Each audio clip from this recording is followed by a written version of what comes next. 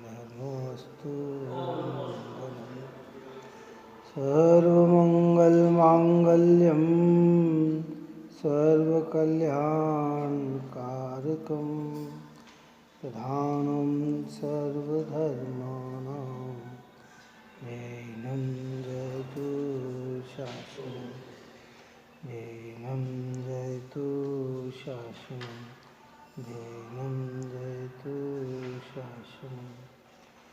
नमोऽस्मै साराय सानुभूतिया चकास्ते चित्स्वभावाय भावाय सर्वभावान्तरचिदे सर्वभावान्तरचिदे सर्वभावान्तरचिदे।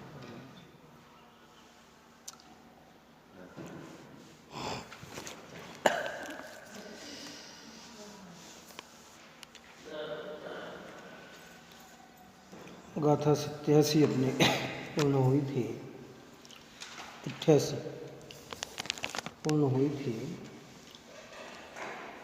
दो प्रकार के मिथ्यात्वादी भाव की चर्चा करी। एक जीव मिथ्यात्वादी और एक अजीव मिथ्यात्वादी।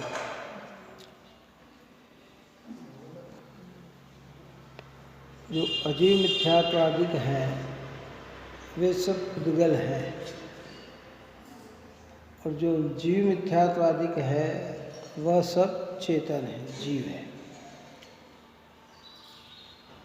जितना भी रागदेश का परिणाम है, शुभ शुभ का भाव है, अच्छे बुरे विचार है, मन तीव्रता के परिणाम हैं, उन रूप आत्मा परिणमित होता है तो आत्मा उन भावों का करता है।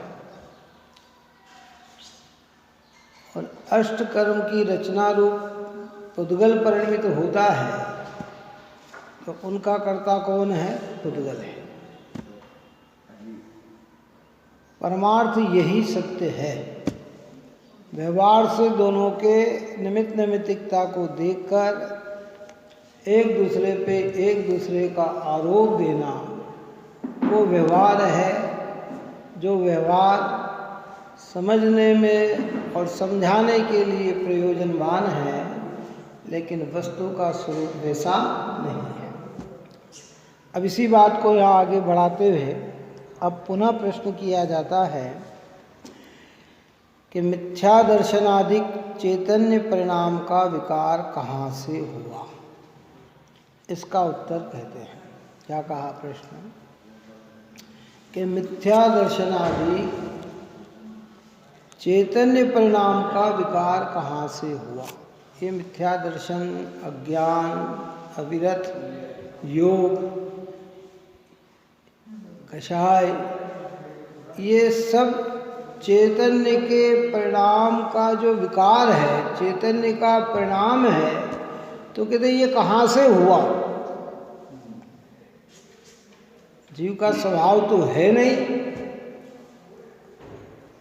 चैतन्य का स्वभाव तो मिथ्यात्वादिक है नहीं, रागादिक है नहीं, है? ये तो है नहीं जीव का स्वभाव। तो फिर ये परिणाम कहाँ से हुआ? है? उसके उत्तर स्वरूप में गाथा 89 कहते हैं। प्रश्न समझ में आ गया कि ये जो मिथ्या दर्शनादिक में क्या, जो ऊपर में कहा था मिथ्या दर्शन, अज्ञान, अविरत, असे ये कषाय, योग, है ना, कि ये चैतन्य का विकार कहाँ से हुआ? तो उसके उत्तर स्वरूप में ये गाथा 89 कही। देखिए हिंदी गाथा। हे मोहयुत उपयोग का परिणाम तीन अनादि का, मिथ्यात्व, अज्ञान, अविरत भाव, ये त्रय जानना। हे मोहयुत उपयोग का, परिणाम तीन अनादि, अनादि से ही इस उपयोग का मोह से युक्त परिणाम तीन प्रकार का है। इतना कब का है? अनादि।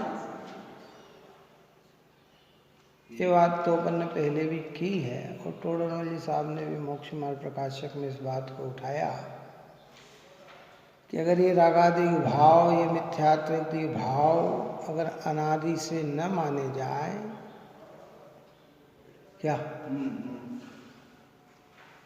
है ना, कर्म का संबंध अनादि से न माना जाए तो फिर ये जीव के क्या हो जाएंगे? स्वभाव बन जाएंगे। क्या? या फिर ये मानना पड़ेगा कि पहले जीव मोह रहित था, शुद्ध था, बाद में उसके अंदर क्या आई? अशुद्धता आई, है ना। अगर अनादि के नहीं माना जाए तो फिर क्या माना जाएगा? तो फिर पहले जीव शुद्ध था और फिर बाद में उसमें क्या आई? अशुद्धता आई। अगर ये सिद्धांत बन जाए तो फिर हमारे सिद्ध भगवान भी सदा शुद्ध नहीं रह सकते हैं। क्यों? कि वे आज शुद्ध है, कभी अशुद्ध हो सकते हैं। आता ही ना समझ है। तो टोडरमल साहब ने दृष्टांत दिया था कि देखो भाई, स्वर्ण की खान में स्वर्ण के साथ ही मिट्टी लगी रहती है। कहाँ?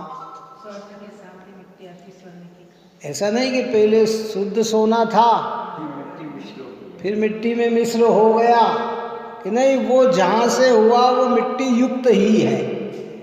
दूसरा दृष्टांत क्या दिया था कि गाय के थन से जो दूध निकलता है उसमें थन से ही पानी मिला हुआ रहता है, मिलाना नहीं पड़ता है। गाय का जो दूध होता है ना, वो दूध को उसमें पानी ऊपर से न मिलाए, अपन उसके अंदर पानी है। क्यों? कि ये इसका स्वभाव है। जीव अनादि से अशुद्ध है, ये इसका स्वभाव है। अशुद्ध का मतलब क्या? परद्रव्य के संयुक्त रूप। अशुद्धता का अर्थ ये नहीं कि वो उस रूप हो गया और ये इस रूप हो गया, ऐसा नहीं। दो द्रव्य की संयुक्ता रूप अशुद्धता। कैसी? दो द्रव्य की संयोग रूपता अशुद्धता। जैसे दूध और पानी मिल जाने पर अशुद्ध कहलाते हैं कि अशुद्ध हो जाते हैं? कि दूध दूध ही है, पानी पानी ही है, लेकिन वो कहलाएंगे क्या? कि अशुद्ध। भैया ये दूध शुद्ध नहीं है, पानी युक्त है, लेकिन पानी पानी रूप रहता। ऐसा जीव और पुद्गल, कर्म और आत्मा अनादि से एक क्षेत्रों का संबंध होने से अशुद्ध है। पर इसका अर्थ ये नहीं कि जीव अजीव हो गया, कर्म हो गया और कर्म जीव हो गया, ऐसी अशुद्धता नहीं है। ये स्वाध्याय, जो भी जीव स्वाध्याय में आने के सबसे पहले ये प्रश्न खड़ा होता है। मेरे भी शंका ये हुई शुरुआत में, सबसे पहले जब आपके सानिध्य आया कि ये अशुद्ध मतलब पेट अनादि से अशुद्ध है और शुद्ध हुआ, तो एक न एक दिन ये जीव, मतलब मेरी जो शंका थी उस वक्त की, खत्म हो जाएंगे तो फिर आपका संसार रहेगा कैसे?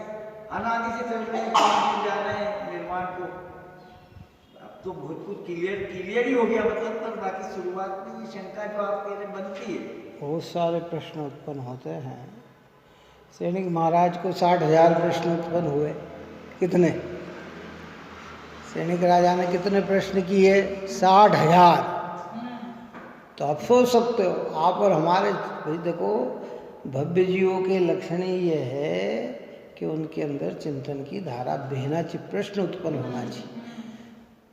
प्रश्न का, क्योंकि प्रश्न का अगर उत्पन्न नहीं हुए तो बुद्धि हमारी कंठुतीत है, कोई मतलब नहीं। मतलब उसमें तो क्या, जिसने जो कह दिया वो मान लिया, फिर कुछ नहीं है। आज मैं ये कह रहा हूँ, आप ये मान रहे हैं, कल कोई दूसरा और कहेगा वो मानेंगे, तीसरा कोई और कहेगा वो मानेंगे। क्रम क्रम से समय समय के बदलते हुए, तो वही तो अनंत संसार का कारण बनेगा। और जब विचार करके चिंतन करके निर्णयात्मक हो जाता है तो दुनिया चाहे जैसी परिणमन जाए, विषय कैसा रहता है वो एक ही रहता है। हाँ, अगर अनादि से अशुद्धता न माने तो भी तकलीफ हो जाती है। क्या तकलीफ हो गई? जो भी कहा क्या कि फिर पहले शुद्ध था, फिर बाद में शुद्ध हुआ, तो फिर सिद्ध बनने से मतलब क्या? फिर वो तो अन्य मत मानते ही हैं। अन्य मत की मान्यता मालूम? वैष्णव मत की मान्यता क्या है कि भैया देखो, इस जीव को भगवान ने संसार में भेजा। क्या भेजा? ये घूम फिर के फिर भगवान की आराधना करता है तो भगवान फिर इसको अपने पास बुलाकर बैकुंठ में बुला लेते हैं। फिर लाखों करोड़ों अरबों खरबों साल तक उसको वहाँ हर प्रकार का आनंद मिलता है, और फिर पुनः वापस कहाँ भेज देते हैं? संसार में फिर भेज देते हैं। फिर दूसरे आते हैं, फिर ये चला जाए, फिर दूसरे आते। तो ये जैन धर्म ऐसा नहीं। जैन धर्म में तो एक बार मोक्ष हो गया कि फिर पुनः कभी संसार में उत्पत्ति नहीं है। अच्छा, इसमें जो आप बताते हो त्रय दोष, तो वो क्या यही लागू होता है इसमें? यदि अपन और कुछ माने इतरात्रय से दोष तो एक दूसरे को मानना, निमित्तिक संबंध। ये कर्म के उदय में राग देश हुए तो उसमें आता है इतराश्रय दोष। क्या आता है? कर्म के उदय में राग देश माने। हाँ, कर्म का उदय से राग देश होता है ऐसा नहीं, पर जब जीव अज्ञान भाव करता, राग देश करता है, तो वह कर्म का उदय उपस्थित होता है। इसकी चर्चा तो अपन ने कल कर ही ली कि उदय के अनुसार अगर कार्य हो तो फिर सतत एक जैसा ही होना चाहिए। जो उदय आया वैसे ही बंद हुआ, फिर उदय आया, फिर बंद हुआ, फिर उदय आया, फिर बंद हुआ है। मनुष्य जीव मनुष्य में आता है, पुण्य के उदय से मनुष्य मिलता है, यहाँ पाप करके दूसरी गति को प्राप्त कर जाता है। पाप करके दूसरी गति में गया, नरक गति में गया, वहाँ भावना सुधार कर मनुष्य बन जाता है। तो परंतु वो भाव जब हुए हैं तो निमित्त तो होता, प्रत्येक कार्य में निमित्त होता है, निमित्त करता नहीं। बस इतनी सी बात है। क्या है? जो निमित्त को ही न मानते हैं उनके ज्ञान में भूल है, और जो निमित्त को ही कर्ता मान लेते हैं उनकी श्रद्धा में भूल है। कोई कहे कि साहब इनको सम्यक दर्शन हो, कहाँ से होगा? साहब ऐसे ही हो गया। ये ऐसे ही कैसे हो गया भैया सम्यक दर्शन? निमित्त तो ज्ञान कराना पड़ेगा ना उसका कि कहाँ से हुआ। अरे देव शास्त्र गुरु के उपदेश सुनने से, जिनेंद्र भगवान के दर्शन करने से परिणाम की निर्मलता हो, विचार शक्ति खिली और शुद्धात्म तत्व का अनुभव हो के सम्यक दर्शन की प्राप्ति हो गई। लेकिन निमित्त अपने रूप रहा कि उसके सम्यक दर्शन रूप परिणमा। ऐसे ही बाहर में भी हम कहते ना, कह रहे साहब क्या करें, हमको तो ऐसे ही गुस्सा आ गया। ऐसे ही कैसे गुस्सा आ गया भैया? कोई व्यक्ति को गुस्सा आ गया, क्यों? अरे क्या करे साहब, ऐसे ही गुस्सा है। बाहर का कारण गुस्से का न दिखा और गुस्सा आ गया, ये तो बहिरंग है। परंतु क्या कर्म का उदय न और गुस्सा आ जाए? अगर ऐसा हो जाए तो फिर ये गुस्सा जीव का स्वभाव हो जाए, और जीव का जब स्वभाव हो जाए तो ये सदाकाल रहना चाहिए। फिर तो भगवंत में भी होना चाहिए, मुनिराज भगवंतों में भी होना चाहिए, ज्ञानियों में भी होना चाहिए। इसलिए हमें क्या है कि ये चिंतन चलना चाहिए। सैकड़ों प्रश्न उत्पन्न गुरुदेव से के, वो हमारे सजानमल जी मोदी जी जो आते थे ना, उन्होंने कहा जब 63 साल की उम्र में वो गुरुदेव के संपर्क में आए, इतना सितंबर, हाँ 63 साल की उम्र में गुरुदेव श्री के संपर्क में आए। उन्होंने भी सुना उनका, वो तो सितंबर थे ही थे जन्म से ही, उन्होंने भी सुना। और उनका पुत्र मंत्री था और अच्छे थे, छोटी सादड़ी, बड़ी सादड़ी या छोटी सादड़ी के रहने वाले थे। तो उनको ऐसी प्रभावना सुनी तो गए विरोध की दृष्टि से थे। काय की दृष्टि से? क्योंकि वो तो उस पक्ष में थे ना। हाँ, विद्वान नहीं थे, सामान्य थे, लेकिन पक्षधर थे ना। मान्यता थी, जन्म से ही संस्कार थे। अब बच्चे नहीं थे 63 साल की उम्र में, आप मेरी उम्र से और 2 साल बड़े उस समय 63 साल की उम्र के थे, और वो वहाँ गए। और जब गुरुदेव की देशना सुनी तो बोले कि क्या, किस चीज़ का विरोध करें, काहे का विरोध करें। मैं फिर उनके निकट रहा, फिर ढेर सारे प्रश्न किए उन्होंने, ढेर सारे प्रश्न किए, सारे प्रश्नों का समाधान उन्हें मिलता रहा। बुद्धि जो चेंजेबल हुई कि घर जाना ही, 20 साल तक उन्होंने गुरुदेव का लाभ लिया। कितना लाभ लिया? 20 साल। 83 वर्ष की उम्र में बंडेगर आए, कितने? हाँ, फिर तो बाद में कम से कम 5-7 बार आए, 8 बार आए वो। 83, छोटी हाइट के थे, दुबले पतले थे। तो कहते भाई मेरी उम्र तो 20 साल की है। क्या कहते थे? कितने साल उम्र के? 20 साल। वो तो जन्म मेरा समय सब बिगड़ गया, बेकार, वो मेरे जीवन का कोई महत्व नहीं है। जो महत्व मुझे मिला है वो तो 20 साल का है। और इतने बढ़िया टॉप के विद्वान हुए हैं कि आलिंग ग्रहण बोल की जो चर्चा उनके मुख से सुन ले तो गजब का विश्लेषण और लिखा उन्होंने है। पंडित ज्ञानचंद जी जैसे व्यक्ति भी उनसे आलिंगन बोल सीखने गए तो समझ सकते हैं कि मतलब एक लगन में कितना उत्कृष्ट कार्य किया उन्होंने।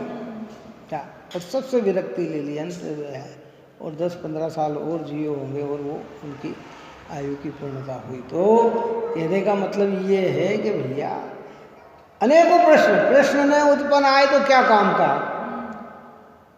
तो आपने कह दिया, मान लिया कि भाई यही तो बात है ना, उसमें हमारे यहाँ ना कहा ना कि सत्य समझे बिना सत्य बोला नहीं जा सकता। क्या कहा? हाँ, और सत्य समझे बिना उसको बोलना भी झूठ ही है। दृष्टांत दिया बालभोज के अंदर कि जैसे किसी अज्ञानी व्यक्ति ने हमें कह दिया कि हिंसा में धर्म होता है, क्या कह दिया, तो ये अब हम नहीं समझे और हम दूसरे को भी कह दे कि हिंसा में धर्म होता है, तो बताओ वो हमारा कहा हुआ सत्य है कि झूठ है? जब अब उनने तो कहा था हमको कि हिंसा, तो हम तो कि नहीं, तुम्हें समझना चाहिए था कि क्या किसी को दुख देने से, प्राण हरण करने से, मारने से धर्म हो सकता है क्या? इन्होंने साहब उनने तो कहा था कि सत्य बोलने में सत्य को समझने की आवश्यकता है। ऐसे आत्मा के स्वरूप को समझने में के लिए आत्मा का जो स्वरूप बताए ना उसको समझने की, आत्मा के स्वरूप को बताने वाले को पहले आत्मा का स्वरूप समझना चाहिए कि ऐसा आत्मा का स्वरूप है कि नहीं, धर्म का स्वरूप ऐसा है कि नहीं। नहीं तो हमने कह दिया, एक ने कह दिया आत्मा अनादि से कर्मबंध युक्त है, अब हमने कुछ भी नहीं जाना, हमने कह दिया आत्मा से अनादि से कर्म युक्त है। उनने कहा कैसे है कि सब ये पता नहीं। उनने कहा उससे क्या लाभ भाई, बाप बता है, समझो उसे कैसे है। इसके लिए तो इतने प्रश्नोत्तर कर कर कर कर कर कर कर करके इस ग्रंथ में आप और हमको जागृत कर रहे हैं। ये चैतन्य के विकार कहाँ से है?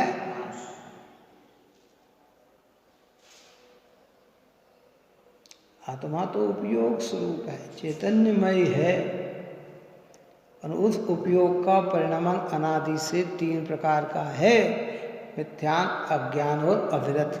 कब का है? अनादि से। हमारा उपयोग कब का मलिन है? अनादि से। अगर हम उसे मलिन न मानेंगे तो फिर शुद्ध थे, तो फिर शुद्धता को, शुद्ध उपदेश की आवश्यकता क्या, बताओ? उसमें तो बहुत दोष है। गणधरों के लिए उपदेश हो सकता है, आचार्य मुनिराज भगवंतों के लिए उपदेश हो सकता है, साधु मुनिराज भगवंत के लिए उपदेश हो सकता है, अविरत समदृष्टि के लिए उपदेश हो सकता है, सारे जगत के संगी पंचेंद्रियों के लिए उपदेश हो सकता है। सिद्ध भगवान के लिए क्या उपदेश और अनंत भगवान के लिए क्या उपदेश? चलो बताओ, उपदेश किनके लिए? उन्हें प्रकट हो गई, अब उनके लिए क्या है? लेकिन हम अनादि से ही अशुद्ध हैं, तो हमें अशुद्ध निकालने का उपदेश दिया जा रहा है कि भाई तुम अनादि से तुम्हारा उपयोग मिथ्यात्व अज्ञान अविरत रूप परिणमित हो रहा है, और ये भाव कर्म संयुक्त भाव है, और तुम्हें इन भावों से विरक्त होना है, तुम्हें इन भावों से भिन्न होना है।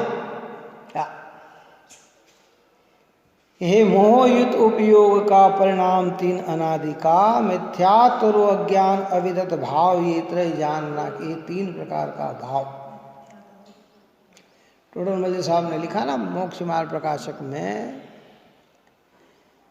संसार के स्वरूप का वर्णन करते हुए, संसार के दुखों का वर्णन करते हुए उन्होंने लिखा कि वहाँ सब दुखों का मूल कारण मिथ्या दर्शन, अज्ञान और असंयम है। क्या लिखा? वो ये तीन बात कौन सी?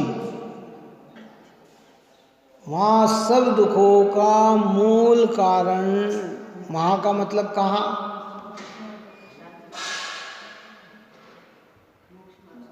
संसार में। ऊपर हेडिंग क्या था? संसार दुख और उनसे छूटने का उपाय। तो पहले तो हमें क्या क्या दुख समझना कि वहाँ सब दुखों का मूल, संसार में दुख है तो उसका मूल कारण क्या, मूल कारण यानी वास्तविक कारण क्या है?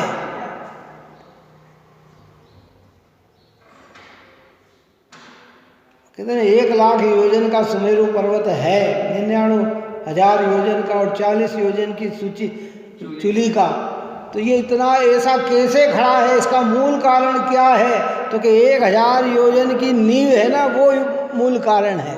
मूल कारण किसके बल पे टिका हुआ है? वो कि जो नींव उसकी अंदर है कितनी गहरी है? 1,000 योजन की है। तो ये संसार किस पे टिका हुआ है, इसका मूल कारण क्या है? तो कि मिथ्या दर्शन, अज्ञान और अविरत। अविरत का मतलब असंयम। वहां सब दुखों का मूल कारण मिथ्या दर्शन, अज्ञान और असंयम है।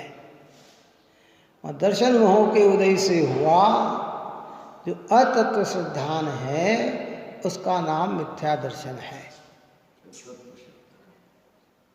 परिभाषा ध्यान में रखना। क्या कहा कि वहां दर्शन मोह के उदय से हुआ जो अतत्व श्रद्धान है। अतत्व ने जैसा स्वरूप है वैसा श्रद्धान नहीं है, उसका नाम तो मिथ्या दर्शन है। और उस मिथ्या दर्शन के काफे सहित प्राप्त जितना भी क्षोभसम ज्ञान है, वो क्षोभसम ज्ञान का नाम है अज्ञान।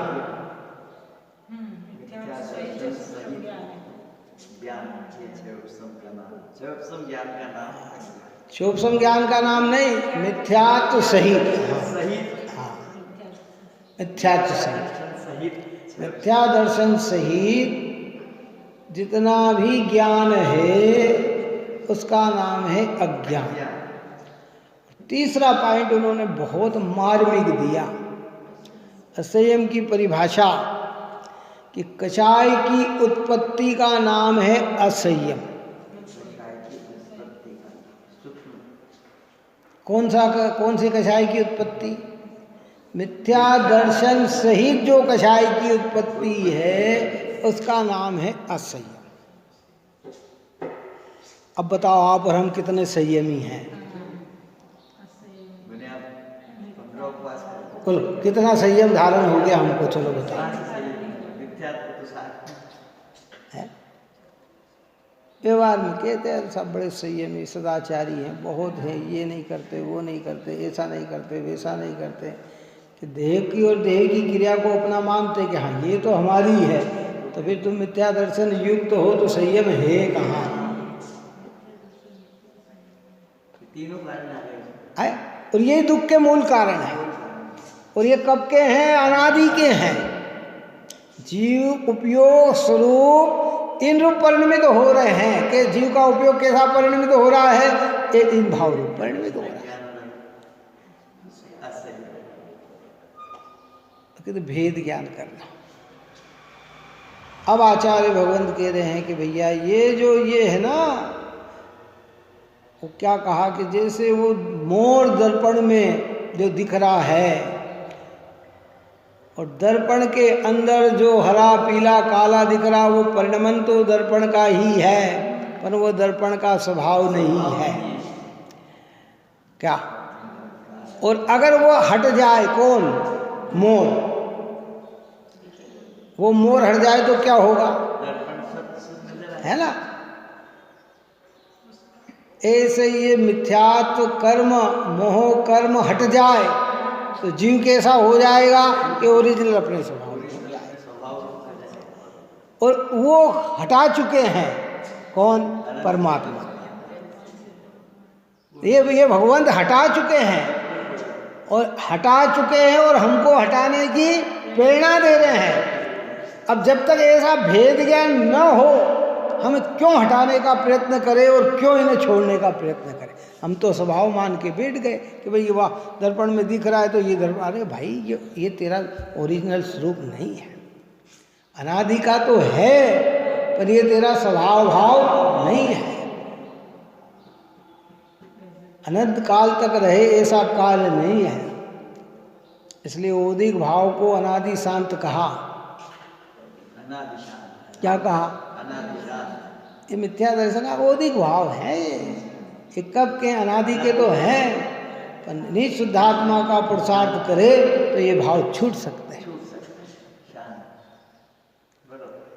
ये छूट सकते हैं। इसलिए पहले ये सिद्ध किया कि चैतन्य का ही विकार। शिष्य ने कहा ये कहाँ से है, क्या कहाँ से हुआ। देखिए गाथार्थ में कहते हैं, इसमें कोई प्रश्न हो तो कर लेना, बहुत गहरी गाथाएं हैं ये। अनादि से मोहयुक्त होने से, उपयोग के अनादि से लेकर 3 परिणाम है, वे मिथ्यात्, अज्ञान और अविरत भाव, ऐसे 3 जानना चाहिए। ये 3 भाव जानना चाहिए। ये तीनों परिणाम किसके हैं कि आत्मा के हैं। किसके हैं, आत्मा के। स्वरूप नहीं, तीनों भाव आत्मा में हुए, आत्मा की हैं। अपने अंदर होंगे तो अपने ही कहलाएंगे ना, किसके कहलाएंगे, वो तो बाद में हम कहेंगे, भेद ज्ञान करेंगे क्या। हाँ,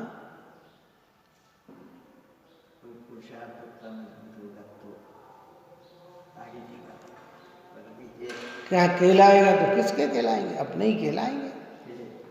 व्यवहार तो ऐसे ही होगा ना, क्यों, तब क्या होगा।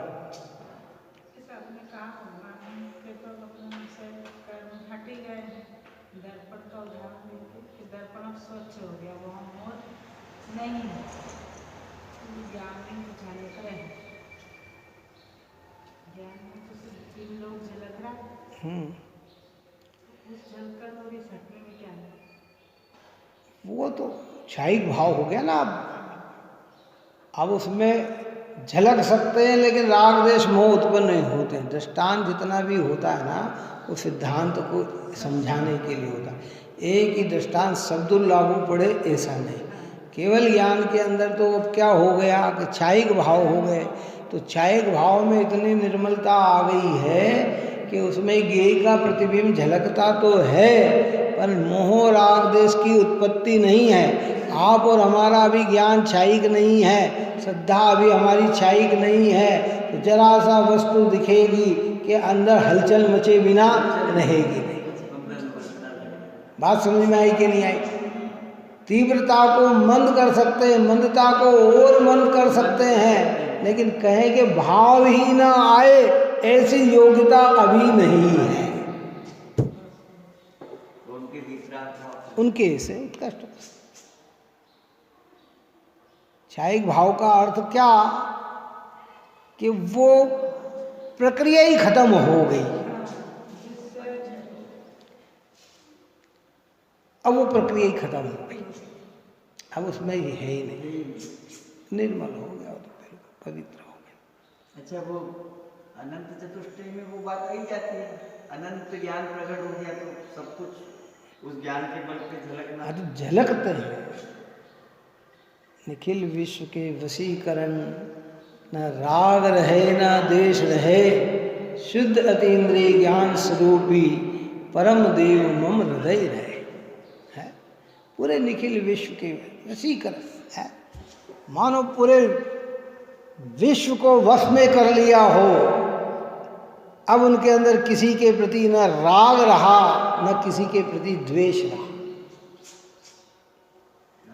तो जहाँ राग देश नहीं वहाँ क्या है कि शुद्ध अतीन्द्रिय ज्ञान स्वरूपी परम देव मम हृदय से पवित्र परमात्मा मेरे हृदय में विराजमान हो, जो विश्व को जानते हुए भी राग देश रूप परिणमित नहीं होते। आप और हम क्या कर सकते हैं?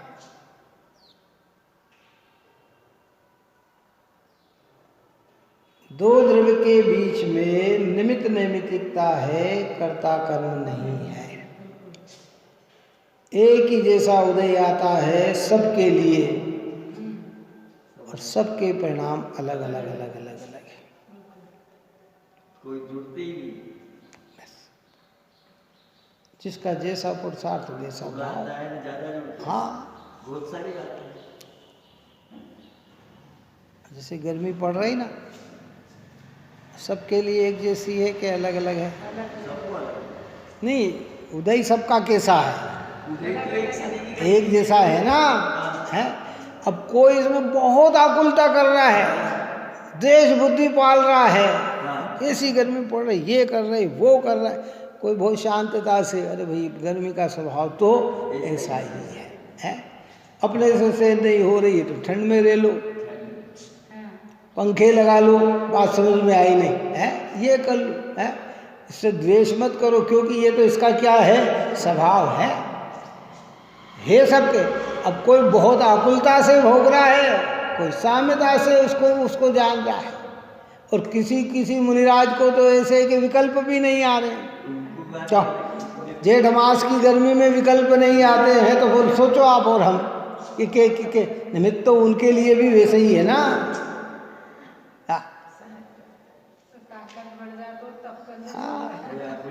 कोई अपनी खिड़की में बैठ के उस हमार को देखता है, हाँ, वो अपने यहाँ बैठ के, और वो उस गर्मी को कैसे, तो ये सब तरह के परिणाम जीव के अलग अलग। इसलिए केवल ज्ञान का विषय अलग है, वहाँ तो संपूर्ण मोह का अभाव हो गया।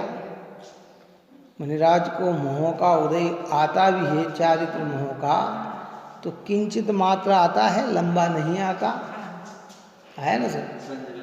अविरत सम्यक दृष्टि के रागादि बने रहते तो 6 मास के लिए बने रहते हैं, अधिक से अधिक, और मिथ्या दृष्टि के तो चल रहे हैं, सो चल ही रहे हैं, अनादि से चल रहा है।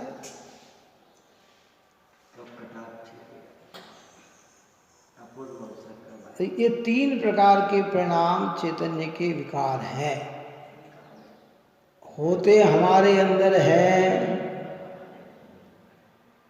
लेकिन हमारा स्वभाव भाव नहीं है। अनादि से ही कर्म का और आत्म परिणाम का ऐसा निमित्त नैमित्तिक संबंध है। होते हैं तो निमित्त कहलाता है, हो ही नहीं तो निमित्त भी नहीं कहलाता। क्या कहा? निमित्त कब कहलाएगा? उदय में हम उस रूप परिणमेंगे तो कहलाएगा, और नहीं परिणमे तो निमित्त भी नहीं कहलाएगा।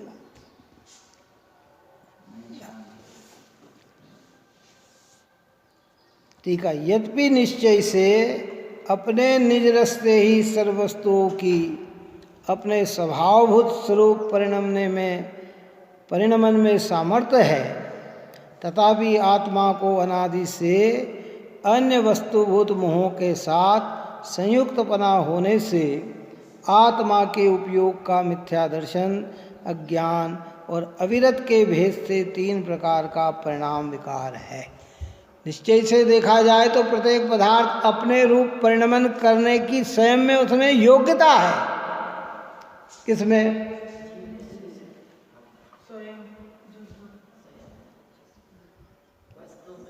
परिणमन। कौन सा सामान्य गुण है हमारे अंदर जिसके कारण परिणमन होता है?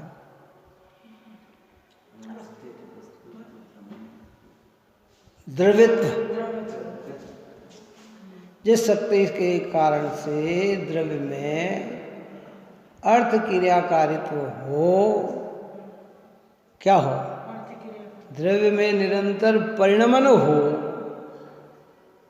उसका नाम है द्रव्यत्व गुण, सामान्य गुण।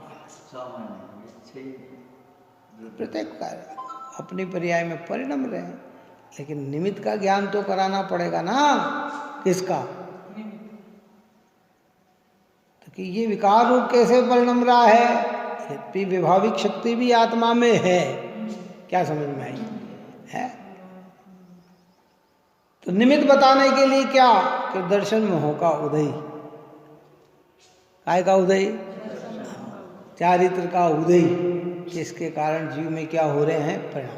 परिणाम तो स्वयं से रहे हो। कर्ता मानेंगे तो भूल, और निमित्त न जानेंगे तो भी भूल। क्या कहा? निमित्त न जानेंगे तो भी भूल, और कर्ता मानेंगे तो भी भूल। लौकिकता में किसी से कोई हमें काम करना था, हमने कर दिया। किसी ने पूछा कि ये काम कैसे होगा? हो गया भैया, हो गया। कैसे हो? नहीं, हो गया। अब ज्ञान नहीं कराएंगे तो भूल। निमित्त तो पूछेगा ना। आपने कहा खाली हो गया, हो काहे से किया? ये तो बताओ कि पैसे कहाँ से आए, कि किस व्यक्ति ने दिए, कि संयोग किया, कि क्या किया? हो गया कहाँ से हो गया है? और उपादान पने से देखेंगे तो स्वयं कौन हुआ? परिणमा है। तो ज्ञान तो कराना पड़ेगा ना। ऐसे कह रहे राग देश कहाँ से हो गए साहब, ये तो हो कहाँ से गए, ये तो बताओ हमें कि कहाँ से हो गए हैं? तो कहते वो दर्शन मोह कर्म का उदय, चारित्र मोह कर्म का उदय, अज्ञान का उदय, अविरत का उदय, योग की प्रक्रिया हुआ। और जब स्वभाव दृष्टि से देखेंगे तो परिणमन किसका हुआ? कि उसका ही हुआ। ऊपर की गाथा में फिर चलें, पर ऊपर जो ऊपर दृष्टांत दे के आया था कि जैसे समुद्र में उस्तरंग और निस्तरंग अवस्थाएं होती हैं। उतरंग अवस्थाएं यानी लहर का उछलना, निस्तरंग अवस्था यानी शांत चलना। अब लहर की एकदम लहर ऊंची उठी समुद्र में ही है, काय में हुई है? उस लहर का कर्ता समुद्र ही है, समुद्र ही परिणमा है। लेकिन निमित्त का क्यों ये इतनी लहर ऊंची क्यों आ गई? अरे हवा का तेज झोंका आया ना, इससे ये ऊंची। उसका ज्ञान तो कराना पड़ेगा निमित्त का। क्या है? और बड़ा शांत बह रहा है समुद्र। क्यों साहब ये लहरें शांत? भाई अभी हवा नहीं चल रही है ना, इसलिए शांत है। एक ही कार्य में कितना? एक ही कार्य में जिसके यहाँ कार्य हो उसको इतना गुस्सा नहीं आए, दूसरे को इतना गुस्सा आ जाए। कितना? कार्य एक ही हुआ है और हो सकता हो जाए, तो का कारण तो बताना पड़ेगा ना कि आखिर कारण क्या है, क्यों इतना गुस्सा इस जीव को आ गया। परिणमा तो वही है। अभी घटना घटी थी ना कॉलेज में, क्या यहाँ का अपना मौलाना का व्यक्ति, हाँ रैंकिंग में उसने सुसाइड कर लिया।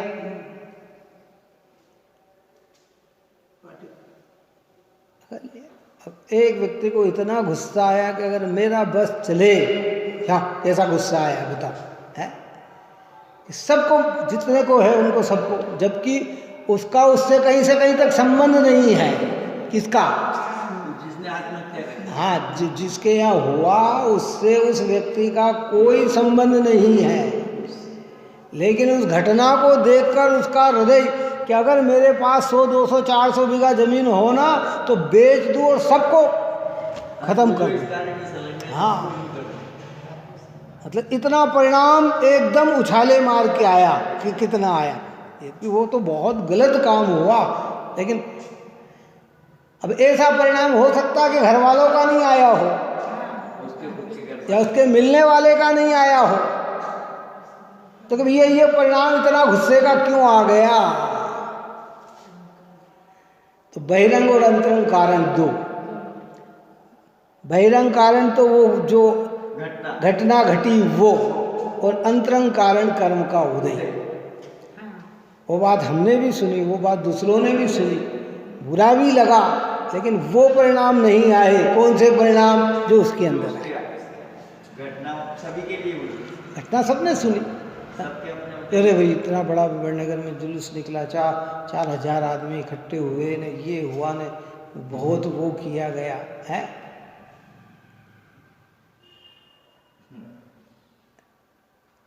तो निमित्त तो कि ये परिणाम क्यों आए? अगर वो घटना न सुनता तो हो सकता उसके परिणाम न आते। क्या समझ में आया? लेकिन योग्यता आने की थी तो वो निमित्त बिना वो परिणाम, अगर उस घटना से ही परिणाम ऐसे आते तो फिर सबके आना चाहिए थे। बात समझ में आई ना? कितना तत्व ज्ञान, भेद ज्ञान जिनवाणी माता हमें कैसे समझाती है। अच्छा भैया, अब यहाँ पे एक प्रश्न, वो न घटना समझता तो उसको फिर तत्समय की योग्यता में घटित। हाँ भाई, उसकी योग्यता थी तो वो घटना निमित्त बनी। क्या समझे? हाँ हाँ, नहीं तो वो घटना तो दूसरों ने भी सुनी, फिर उनको क्यों नहीं आए ऐसे परिणाम? वो परिणाम क्यों नहीं आए? और घटना के 6 दिन बाद परिणाम आए। कितने दिन? घटना तो 6 दिन पहले घट गई, लेकिन परिणाम 6 दिन बाद आए।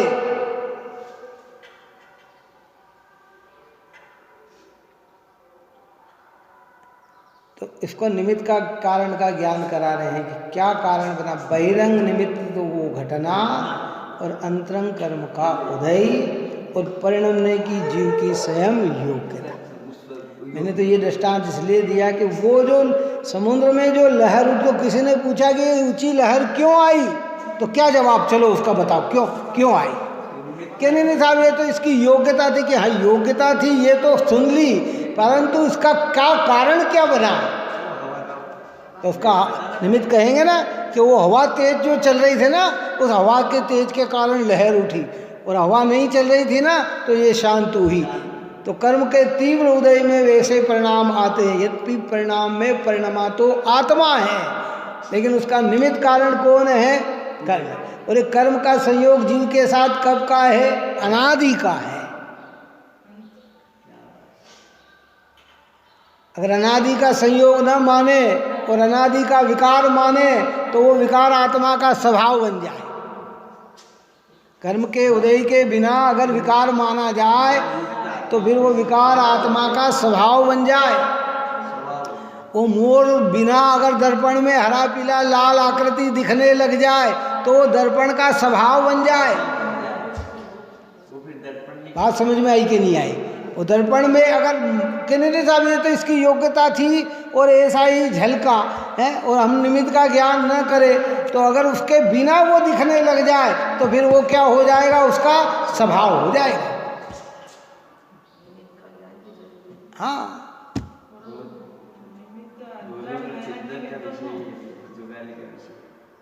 विचार करो बार बार। इन सब चीज़ों का जब निर्णय होगा ना तो आपको और हमको कुछ नहीं करना है। फिर एक बार ये समझ में आ गया ना तो ऑटोमेटिक सारी व्यवस्था चलती रहेगी। फिर व्यवहार की भाषा में व्यवहार बोलेंगे, समझ की जहाँ निश्चय रखना वहाँ निश्चय रखेंगे, ज्ञान का विषय होगा वो ज्ञान का कहने में आएगा, है? लेकिन समझ आएगी? अरे नहीं भाई, अब वो कह रहा है कि वो मोर कह रहा है कि मेरे कारण इसमें दर्पण में झलक रहा है। तो भाई तेरे कारण अगर झलके और दर्पण में झलकाने की शक्ति ना हो तो तू दीवार के सामने खड़ा हो जा, फिर उसमें झलकना चाहिए। तो तेरे कारण झलक रहा है ना तो फिर इसमें झलकना चाहिए। वो अहंकार करे ना, कौन करे? मोर के अरे देखो मेरे कारण इसमें झलक गया, तो अब तेरे कारण झलक गया तो यहाँ झलकना चाहिए, फिर वो वहाँ क्यों नहीं झलके? है? अब वो कह रहा है कि देखो मेरे कारण इसमें दर्पण में झलक रहा है, तो मेरे कारण झलक रहा है, तो कर्म कहे कि नहीं नहीं मेरे कारण ही तुम में राग देश होता है, तो फिर ज्ञानियों को कहो दिखाओ। गज कुमार मुनिराज को ऊपर ऐसा उदय आया और परिणाम नहीं आया। लेकिन जिनको आए हैं तो आरोप किस पे दिया गया है कि चारित्र मोह का उदय है। दो पांडव मुनिराज को उदय आया कि भाई देखो उनका भी विकल्प आ गए। कि क्यों आ गए? कि भाई उनका भी इस प्रकार का उदय था और वे अपने में ठहर नहीं पाए, तो इस भाव रूप परिणाम बन गए। अद्भुत बात है भाई, देखो। इसलिए तो कहा कि भाई तत्व ज्ञान के बिना कुछ भी नहीं है। धीरे से समझना। दया, दान, पूजा, भक्ति, व्रत, शील, संयम, करुणा, वात्सल्य, प्रेम, जिन धर्म की प्रभावना, ये सब अब विकल्प आए कार्य रूप पर्ण में, बहुत सौंदर्य है, परंतु इसमें तत्व ज्ञान हुए बिना ये सौंदर्यता अधूरी है। क्या है ये? अगर तत्व ज्ञान नहीं है तो ये सौंदर्यता कैसी है? अधूरी है। जो रात में चला था कि बहुत बड़ी शिला हो, पहाड़ हो, कितना जो दूर से ही दिखता हो है और बड़ा दिख रहा हो, लेकिन कहते उसकी कोई कीमत नहीं। और रत्न, रत्ती भर रत्न भी हो, मोती भी हो, तो उसमें हजारों रुपए मिल जाएंगे। क्या मिल जाएंगे? हजारों मिल जाएंगे। यहाँ कह रहे अगर तत्व ज्ञान थोड़ा सा भी आएगा तो जीवन आनंदमय हो जाएगा। और इसके साथ ही सुंदरता होगी तो सोने में सुहागा होगा। इसलिए बार बार हम विचार करें। कोई दया की बात करे तो ना नहीं करना, कोई दान की बात करे तो ना नहीं। कैसे दान देना, कहाँ खर्च करना, इतना विवेक तो रखना। पर दान का निषेध नहीं है, लेकिन दान देकर ही संतुष्टि तो हो जाए और आत्म परिणाम को न जाने तो आचार्य कहते कि अभी तेरे हाथ में कुछ भी नहीं आया, कुछ भी नहीं आया।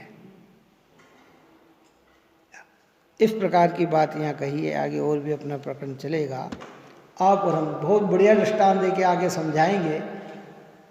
ये तो रत्न से भरा हुआ है ये समयसार ग्रंथ, और एक से ऐसे आचार्य इतने दृष्टांत दे देकर आपको और हमारे को सरल कर रहे हैं कि एक बार समझ में आ जाए तो परिणाम हमारे निर्मल बने। आप और हम सभी जीव इस पवित्र धर्म की आराधना में लगे। यही मंगल।